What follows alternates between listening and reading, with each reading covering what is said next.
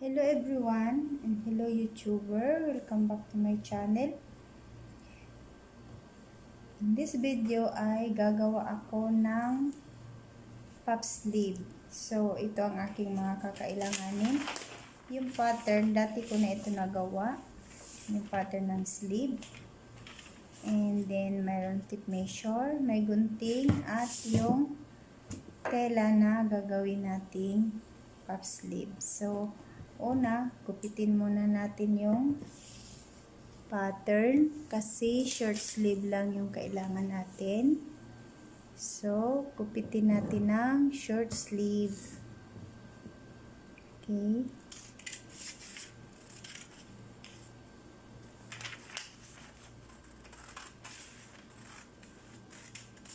So, ayan. Ito ang kailangan ko, short sleeve.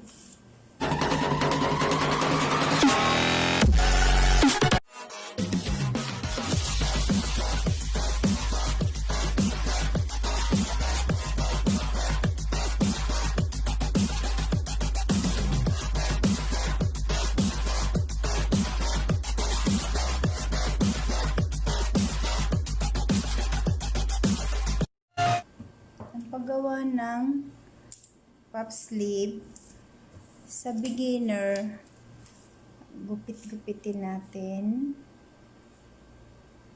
Gupitin. Okay. Pero hindi siya separate. May konting tira. Gupit. Mga 1 inch ang laki. So, basta mayroon siya tira konti.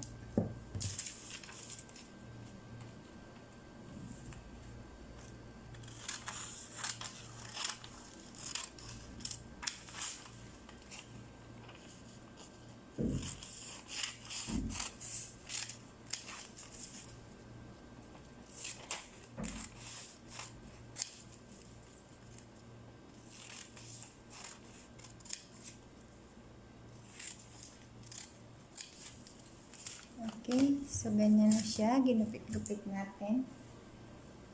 And then, i-pattern natin dito sa ating tela. Okay, yung tela, ito yung right side. Sa wrong side tayo mag-marking. Okay, so i-fold. So, fold by 2. And this is the center. Gamit tayo ng pin. Ito. I-level sa center fold. And then, lagyan ng pin. Is in between 1 inch. Okay. Lahat ay in between 1 inch. Yung ganitong way, sa beginner lang ito. Kasi yung yung marunong na talaga, marunong na siya mag-adjust. Pero kasi, itong tutorial na ito ay para sa beginner, kaya ginanito ko siya.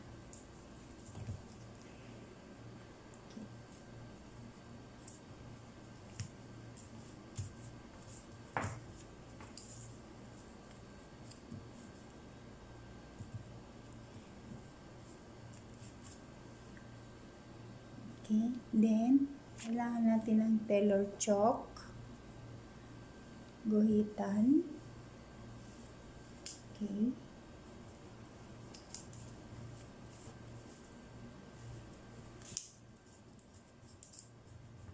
Okay. Ganun din dito. Guhitan din.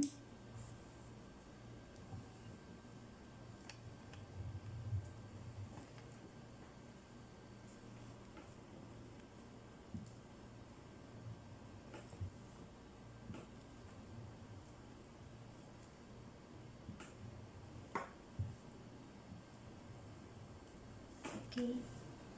And then, mag-extra tayo dito ng extra 1.5. From here, iakyat natin siya doon unti-unti.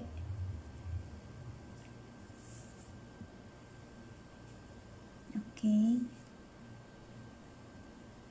So, ayan. Sa cutting, lagyan natin ng 1/2 inch allowance. Pag beginner, lagyan muna ng marking yung 1/2 inch kasi hindi pa gaano marunong magtansya. Ayan. Paikutan mo na yung 1/2 inch para sigurado.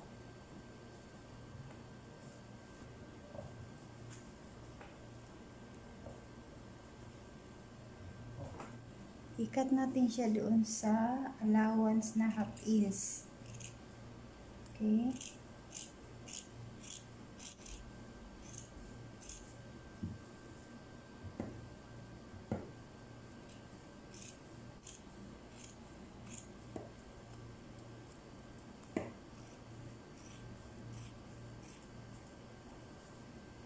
Okay, ganyan na. Dito maglagay din tayo ng 1/2 inch na allowance. Ayan guys, 1/2 inch. Tapat natin dito. Gupit. Isa-isahin natin kasi makapal.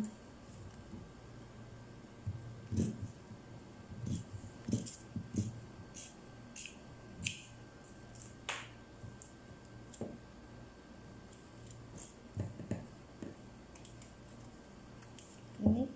Gamit tayo ng tracing paper at tracing wheel. I-trace natin yung kabila para pareho sila ng mark. Okay, so ganun din dito. Tracing natin yung allowance.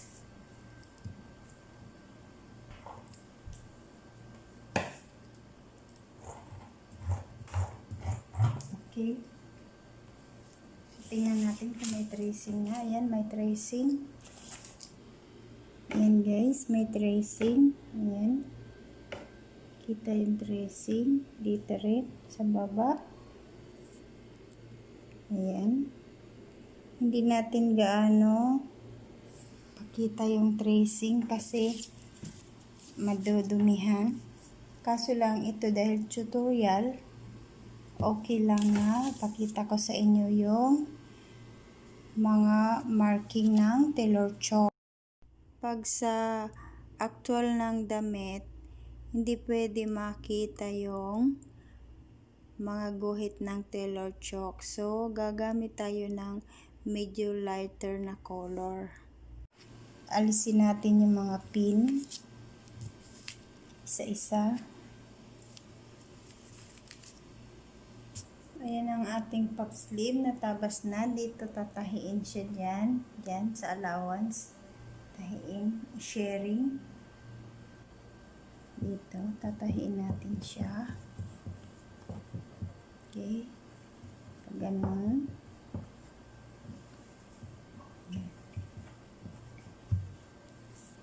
So, tahiin na natin. Yan. Tahi ko na siya. See, na-form na siya yung wrap, yung puff sleeve. Then, i-close na dyan. Close.